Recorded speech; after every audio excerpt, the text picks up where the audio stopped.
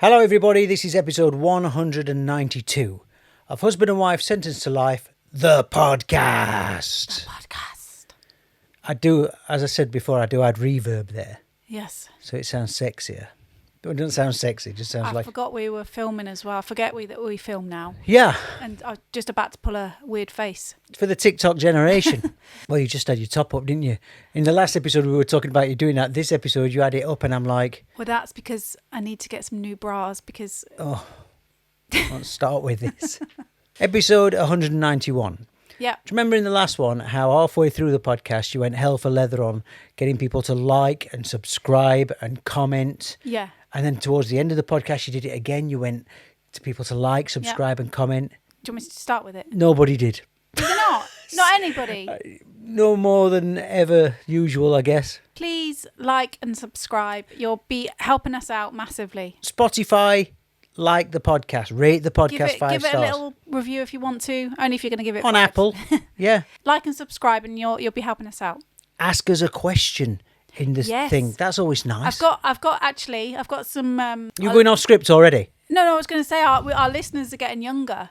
We've got some people asking to come on the podcast. Famous people? No. Well, fuck them then. But can we give them a little shout out? Fill me in. They're Honey's friends. Yeah. From uni, and their names are Josh and Vlad. And they said they love the podcast. That must be weird. I think it's weird for Honey. Can you imagine having parents who are podcasters? How embarrassing it would have been. Yeah, it would be really embarrassing. Because we like to think we're cool parents, don't we? But not to our kids, we're not. No, I do feel for the kids. All right, Josh and Vlad, hello. And by the way, anybody else, don't get into a habit of this bloody shout outs. I did enough of that on radio. Shush. Do you want to start with a hypothetical question? You've got a smile on already. Go on. Would you rather... Oh, yeah.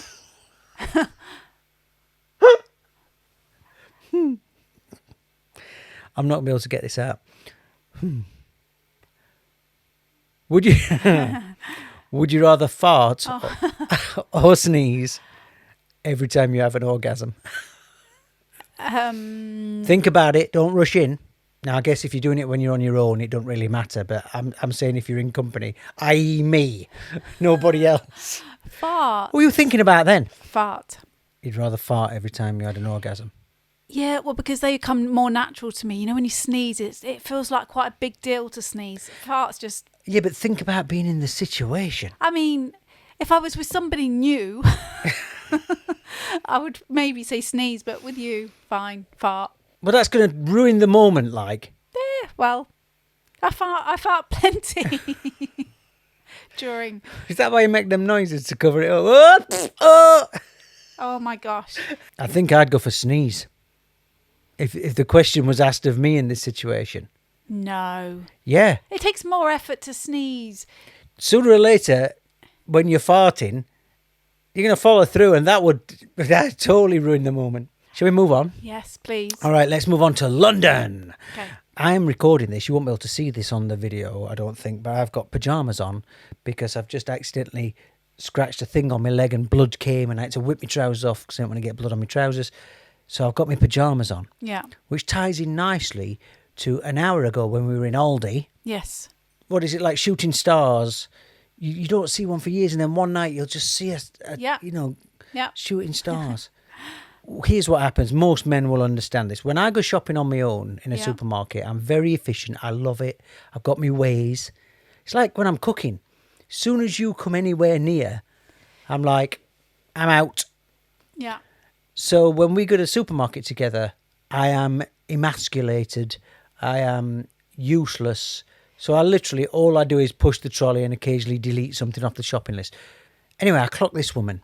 It's not a particularly warm day today. She's got scabby pyjamas on. Now, when you talk about pyjamas now, because some women wear pyjamas as going out clothes. Well, if it's like silky ones. A onesie. We watched the thing with Gemma Collins in the other day. And you know that outfit she came in? So that they are actually going out outfits, but they're made out of pyjamas. And you've got trousers that look like pyjamas. Often people, I mean, the ones I'm wearing, I could probably get away with. These weren't them. No. These look like almost like childlike pyjamas that had got funny animal prints on or something. Yeah. And they look like they needed the Remington fuzz away on them. You know, the thing that gets rid of the balls. Yeah. And They looked so nasty. And she'd got dirty carpet slippers on. Yeah. Like furry, dirty little Yeah. carpet slippers. She'd got like scabby, slip-on, furry slippers that Yeah. looked dirty. And then she'd got a nasty grey dressing gown over the top. Grey spotty dressing Right. gown, yes. Like if I saw you in some nice pyjamas in supermarket, it'd be like a fantasy. I'd be like, My first thought was, she looked quite a normal person. she didn't look like she'd escaped from hospital. Yeah, you don't. Yeah, occasionally you'll see someone who looks a bit wacky. She didn't look like that. She looked normal. What makes somebody go, I'm just going to pop to the supermarket, but I'm not going to get dressed. I'm going to wear my slippers, my pajamas, and my dressing gown. I just can't comprehend that. And the other thing, if it was 8 a.m., fair enough. No, it's still wrong, but if it was 8 a.m., Yeah, it was 2, 3 o'clock in the afternoon. yeah. Then you're about to say, we saw another woman. 2 hours over, Yeah, same thing. Scabby pyjamas. I thought it were a charity day. Scabby pyjamas, scabby dressing gown. And both of these women, by the way, looked very angry. I don't know if you saw the first one. Shortly after I pointed her out, I thought, Yeah. shall I get a photo for me socials, right? But I shop in there regularly and I get hammered.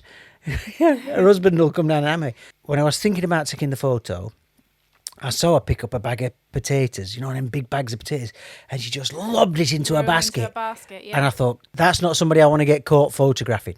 No, she wasn't. And the other woman she had a real angry face as well. I think if you're at a point in life where you're going shopping mid-afternoon in your nastiest pyjamas, you're in a bad place, Yeah. Well, Honey said she's done it in a pyjama bottom. She's a student. No, she said when she's been really hungover, she's put her trainers on with Yeah. her pyjama bottoms, but then she'll stick a jumper on I top. know, but- I think that's acceptable. I mean, I didn't look good today. I'd got a pair of baggy trousers on, a sweatshirt, and I put it onto Twitter straight after it happened, and I'm like, Yeah. I feel like I'm dressed for dining with the captain compared to these women. I never look good, but compared to these women, I'm like, I'm haute couture. Yeah. We went to the theatre again, didn't we? The theatre. I'm averse to going to the theatre. I love everything we go and see, but they totally bend you over. It is so expensive. And it's getting more and more expensive to go. It's such a shame because we all love it, and obviously, Betsy and Honey in particular love it, and it's the Easter holidays, so Well, that makes it even worse for me as a tight-fisted dad, because normally at the minute, 2 kids at uni, it's me, you, the tiny terrorist, and you'll suggest going to the theatre, and even if we get the cheapest tickets, it's £100, right? For 3 of us to sit in the heavens, yeah. be miles away, have a light in front of his face so we can't see the actors, £100, right? If you want to sit downstairs and watch Hamilton, what are you talking about? £600 now for 3 of us? It's ridiculous. But of course, it's Easter holidays. So we've got the 2 back from and university. they up the prices in the Easter holidays. That's cost twice as much as it'd be costing normally. We were looking for something to watch. And that's how we pick shows now. Is not the show we want to see. Yeah. We pick the one that we can afford to see. This show was cheap for a reason, because it's not selling tickets. This was lovely to hear on the way in, because obviously I was pissed off that I'd paid as much as I'd paid for the tickets. That night, Honey had gone off to watch a different play at National Theatre. And she messaged you just as we were arriving at theatre and said, just overheard somebody talking about that play you're going to see. Apparently it's rubbish and everybody walks out at half time. Well, so then I get on Google reviews, and I'm not joking. I saw 1-star reviews aplenty of people saying they left at half time, it was the worst thing they'd ever seen, blah, blah, blah. And then 5-star reviews of people saying they didn't get what the 1-star people were saying. It was brilliant. So it was really mixed. There was no in between. It was either 1 or 5. So it was either love or hate. I was like, this is weird. This is weird. The amount of people saying they've walked out. So I was a bit like, oh. And even the worst play we've ever seen, Dirty Dancing, Yeah. we didn't walk out of. I think it's rude. You've paid for your ticket, and Actually, no, we left at half time and we went to see Wicked because we saw it the day we got off a flight. We were come home from Dubai, and it's before Betsy was born. The kids were both little, and they were just jet lagged, and they both fell asleep in cinema in the theatre. Leo started having a nightmare Out loud. out loud. So we were just like, right. So anyway, let's get back to it. Good Theatre, Yeah. and it was opening night. Starring Sheridan Smith. Sheridan Smith, Yeah. bit of a national treasure. Yeah, she's good at what she does. think the music is by Rufus Wainwright. Because I've seen him plugging it a lot on his socials. Now, I love Rufus Wainwright. And it's based on an old film, a 70s film. John Cassavetes the director? But the film looks great, by the way. We've since watched the trailer. So we go in the theatre. We are so high. Yeah. I was terrified because I am scared of heights, and the seats are like that. Yeah. We sit down, and I hear somebody next to me go, well, I'm going to leave at half time if it's not very good. And I'm like, you've just walked in. It's got somebody great in it. It's got good people. It's got, Yeah. But do you want to give a brief overview of what it is? Don't expect to go seeing your Mamma Mia or your Frozen. It's No. not that kind of feel good in your face musical. It's very different. It's almost like it's a documentary of a play stroke musical. There's a lot going on, but it's so clever. The songs are good. The acting by everybody is brilliant. The set is brilliant. It starts 3 days before opening night. Yeah.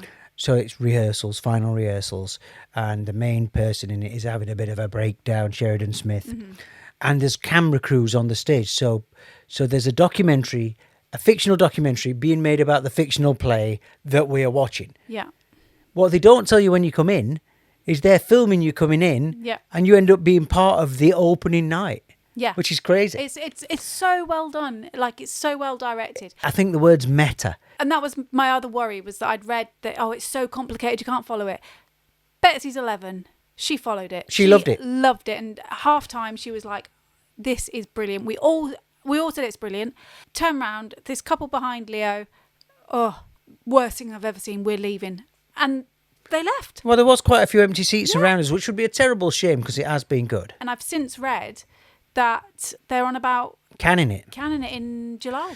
Well, So I think it was would be worth such a shame because it really is brilliant. So if you get the chance, the tickets are, compared to other musicals, go see it. It's really good. Like, I genuinely don't get what other people are saying. Let's move on. Yeah. The Apprentice. We're watching The Apprentice. It's kind of getting towards the end now. The thing where the Lord Sir Alan Sugar hires someone. It's been good. It's about series 17, so everybody knows what The Apprentice is. Yeah. Tim Campbell, friend of the podcast, he was the winner of the first one, Yeah. and now he's Lord Sir Alan's right-hand man. He has Karen on one side, he has Tim on the other. We did some work with Tim, so hence friend of the podcast. Yeah. He's in the papers today, Tim. Right. And he's saying once the contestants are in the boardroom, there's something they're not allowed to do. What do you think it is? Look at their phones. No.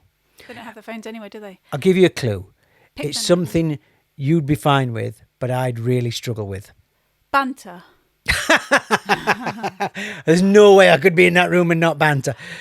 Go to the toilet. Oh, right. So obviously I'd be in I've literally just had to go seconds before we started this. Like the teacher. You don't go in my lesson. Or like your dad driving you on holiday.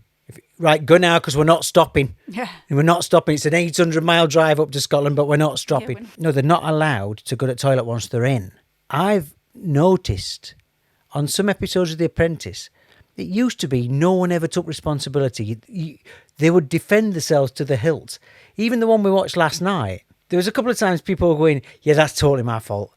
Alan's going, you messed up. You did this. You were in charge of branding. The branding was rubbish. And this guy just went, yeah, well, totally my fault. Totally my fault. And I'm thinking, he needs to go to the toilet.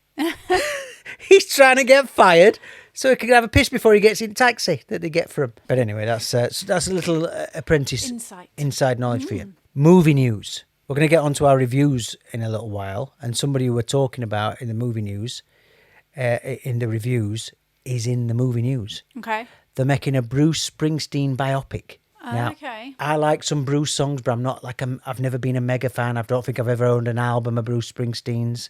Love the singles, but he's a legend and he's been around donkey's years. Puts on amazing The shows. only time I ever really listened to him was in my uncle's car. He was a big fan. So Yeah. it's not somebody I really... Who do you think is going to be playing the boss? Tom Hanks? No, he's too old. Yeah, so No, because it's going to be... Oh, okay. It's the man of the moment. Not Timothy Chalamet. No. It's somebody we watched. It's somebody we're reviewing. What's his name? I still High think- School Musical. Zac Efron. Well, wrong. It's Jeremy Allen White, the other one. The one who's in everything. Is it called The Bear, that thing that he's in when he's a chef? Yes. And he's in the Calvin Klein advert where he's walking around in his pants. And he is the it man. I know Chalamet is, but this guy is the it guy at the minute. It seems like everybody fancies him. I pointed out the other day, he looks right like Dustin Hoffman. He's got a big conch. Good looking. He's got a different look, but I don't find it attractive. He looks like, when I compare him to Dustin Hoffman, he looks like a young Dustin Hoffman. When Dustin Hoffman in the 70s, by the way, was the graduate marathon man, he was the leading man. From the side, kind of Dustin Hoffman, but from the front, Gene Wildman for me. Gene Wilder. I saw it on TikTok today. Someone's put Gene Wilder and him side by side, there you go. and they've said Willy Wonka who's been to the gym. Because he's like a little bulldog, isn't he? He's like a little stocky fella. Yeah, I guess. So I think that might be all right, because he is good. He's good, yeah, but yeah. It's Well, he's going to be in one of the reviews in a sec. But before that, let's do the ick. Okay, have you All got right. one? Yeah, I have, because you don't seem to bring them to I table. can bring icks. I've got plenty of icks. All right, this is one that happened to me the other day. My ick is when you follow someone into the bathroom at home. This is not. You can't expect it in a pub or on a plane. Although actually on a plane you can expect it. You follow someone into the bathroom and they have not adequately air freshened. Right. This happened the other day. I followed a member of our family. I'm not going to point out who it is, although he's gone back to Bristol, so it won't matter. I walked in and the air was thick and it wasn't pleasant. I don't know what we'd been eating day before. I don't mind that. Oh, nobody wants to walk into a wall of invisible shit. Nobody wants to, but it doesn't offend me too much. If I followed you into the bathroom and it was all meaty when you came Let out. me tell you, you leave the toilet seat warm because you sit on the toilet for so long. And that's a bad thing. You're always complaining about cold. No, because that is like, then Reminder. I know someone else's bum Yes. has been on the seat. Yeah. Oh, really? Complaining about me. Shall we talk about how often you get your arse out for nothing? You've just done it in doorway. Hold on. We're not doing tit for tat here. No, it's not tit for tat. Sounds like it. I was just saying. So you're concerned about me warming a toilet seat up for you, but you can walk around day and night just going like you do. It's a little thing to cheer you No. up. It doesn't cheer me up. It doesn't cheer me up. I can't believe you say you don't mind that, because that's one of the grossest things in life. Not that I like it, obviously. It's just, if I've walked in and then I'll just give it a little spray myself. Yeah, well, that's what I did, but it's still a bit... It's nice to walk in and it smell like a bed of roses before you go in. Otherwise, you walk in and it's like old beef. It smells like old beef. And then you're holding your breath trying to spray. Well, see, I've started leaving my pee in the toilet because I'm trying to save money. So I'm trying not to flush. So I won't leave the number 2 in. But then I get paranoid that whoever goes in after me is going to be like, ew. I just want to remind you about this next time you go on about wanting theatre tickets. We're so poor that you're not allowed to flush your wee, Well, no, but we can buy 50 quid and tickets. trying to be environmental. No, I actually agree with you. If it's just us in the house, I don't mind it. Yeah. Obviously, if you've got guests, you Yeah. you can't be leaving floaters when you've got guests. Just a little addendum to that ick. Yeah. We've had the kids back for Easter. We're only in a small I house. know what you're going to say. There's the frustrations that come with that. But we also, surprisingly, considering how tiny this house is, have 2 toilets, 2 bathrooms, 2 WCs, there's a downstairs one. But the downstairs one won't lock. So I've made a makeshift sign that says occupied, vacant, Yeah. because no one wants to be walked in on. No. Well, the other day, I did it. I walked in on Leo, Yeah. our son, and he sat on toilet. Leo is a long toilet goer. And a regular toilet. Yeah. Yeah, but I think that's his way of going off and sneaking on his phone, speaking to his girlfriend. No one can shit that much. Well. Yeah, well, no, look, I'm regular. He Yeah. makes me look like I've had my arse sewn up. I walked in, and as I opened the door, I just heard, whoa, whoa, whoa, whoa. And that is the go-to. Well, then I started laughing because I thought, what do I say? What do I say? What would I say? I think I'd shout, I'm in here. I'm in here. Even though they can see who it is, you go, someone's in here. Someone. It's like not admitting, even though they're looking at you. Someone's in here. It's busy. Yeah. Yeah. But he did the whoa, whoa, whoa, and I think that is it's a bit of a good shout, that. I think that's what I do. Whoa, whoa, whoa! Reaching for handle. Anyway, let's move on to reviews. Yeah. So let's start with a film that had Jeremy Allen White in and Zac Efron. That's whose name you were trying to think of. The Iron Claw. This is a film I couldn't get past. I've mentioned it to you. I couldn't get it over the line as one. We have such marriage battles about films. The reason being is because the theme of the film is wrestling. Yeah. But we have watched some good wrestling films. But I'm just so... I do not like wrestling. I hate the fakeness of it, and I know I agree. All the wrestling fans now are going to be shouting at me, going, "It's not fake," but it is. You know, you'll be upsetting Greg. Oh yes, he's a big wrestling fan, isn't he? Greg alert. Greg alert. Oh, sorry, Greg, but I don't like wrestling. So that was my reasoning behind not wanting to watch it. But the greatest thing, there are many reasons I wish the kids never came to see us. Don't get me started. Giving me the look. Stop. But one of the great things is I would watch, no exaggeration, I'd watch 3 films a day. Mm-hmm. I could easily, because I love films that much. I can get you to maybe watch a film perhaps every 2 weeks. Christmas, you seem to be a bit more up for it. No, I'd watch a film a week. A weekend, exactly. Friday or a Saturday night, yeah. But when Leo's here, you're up for watching films almost every night, and it's brilliant because I get to watch all the films. Normally he's here in the holidays, so it's different. I know I haven't got to be up the next day. So he suggested this film, and I'm like, yes, I'm going to get to see this. The way he persuaded me was by saying it's a true story. Now that gets me. Yeah, but I wouldn't try and make you watch a fantasy wrestling one. That's like me trying to get you to watch the proper wrestling. That would never happen. So when I said to you, there's this film out about wrestling, it weren't going to be like Rocky 3. Well, I thought it might have been. It's a biopic. Yeah. It's about a wrestling family, and I'm not even going to talk about it other than to say it's so sad. It's very dark. It's so dark. Mm-hmm. Remember, it's a true story. So dark and so sad. They left out one of the most terrible things that can happen to a family because they thought people wouldn't believe it because there are many other bad things happen to his family. Yes. A lot of tragedies, and they left one out because of that, yeah. One of them that happens, they almost just brush over it. Yeah. I'm not going to say which one it is, but you know which one I'm talking about. Yeah. That is one of the biggest things. My goodness, it is unbelievable. It's not a film that, it's not a first date film, put it that way. No, and I not really want to watch with the kids either, but it's one of those films afterwards you read up about it, and I read up about the family. Well, I didn't mind watching it with kids because I feel like I'm an awful dad. I've got I carry that around with me. Oh God, I'm terrible. I try, And I watched that film and I thought, I'm not the worst. Because the dad in that film is a see you next Tuesday. Yes. Good film. Good film. Definitely worth a watch. Yeah. Iron and Claw. Mm-hmm. And then another one. This one's about 4 years old. It's called Limbo. Yeah. Low budget film. It's about asylum seekers coming to the UK. Yeah. And being placed on a Hebridean island off Scotland, facing the Atlantic. Terribly bleak looking place. I got family up there. It's called Limbo because they're in limbo. They're waiting to hear if they can stay in the country or they're going to get turfed out. I quite liked it. Quite arty, quite cute. Very funny. Yeah. Do you know what it's a bit like? A Shane Meadows film. For the first half of the film, a lot of laughs. Yeah. Second half of the film. Funny enough, though, I enjoyed the first half more than the second half. Well, the first half was easier to watch, but the second half, things started happening to these asylum seeker guys. Yeah.